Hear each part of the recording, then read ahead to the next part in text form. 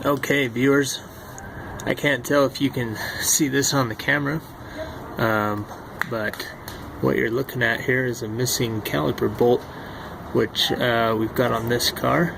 And so probably what happened here is it probably just wasn't ever tightened down enough. If I zoom in, you can probably see a little bit that it's got quite a bit of anti-seize in there as well.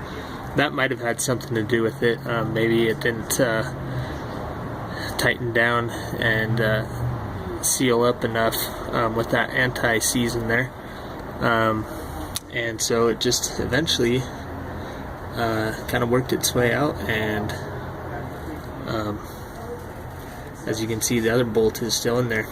So now when this happens, and I've seen it a few times, it makes the caliper move. So as you can see, I'm just pressing on it and it kind of slips up and down, back and forth actually. And so when you're driving this with no bolt in there, it's going to make quite a horrendous noise. A lot of rubbing, especially as you brake. It's going to flip up and probably rub against some other components in there, perhaps even the wheel well, or not the wheel well, but the inside of your rim, which you can kind of see was probably happening a little bit as this car was driving. You can see kind of a silver glint on the wheel rim.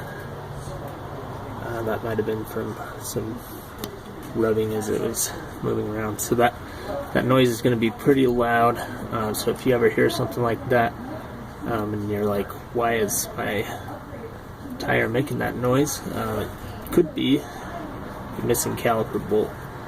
It's also going to feel like the brake seizes up, or that it's engaged on that tire. You might even notice quite a bit of skidding off of it. So keep an eye out for that. As you're doing your brakes, just make sure that your bolts get fastened up nice and snug. And this is another reason why I like kind of just getting under a car and just doing my own oil change. I can kind of take a look around, see if anything's looking out of place. It takes enough time for these things to come out. In this car, for example, it was probably about a year that bolt was working its way out, and so just taking a look around might have made it more obvious that something was amiss.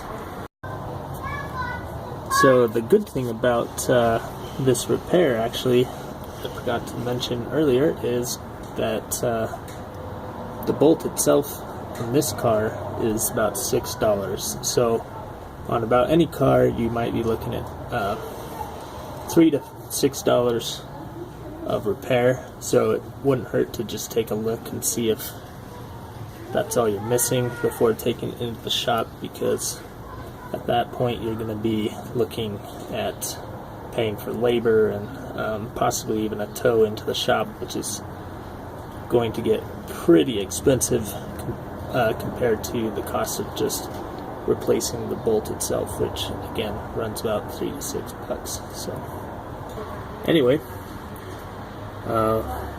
hope you enjoyed that little segment, and stick around for other videos.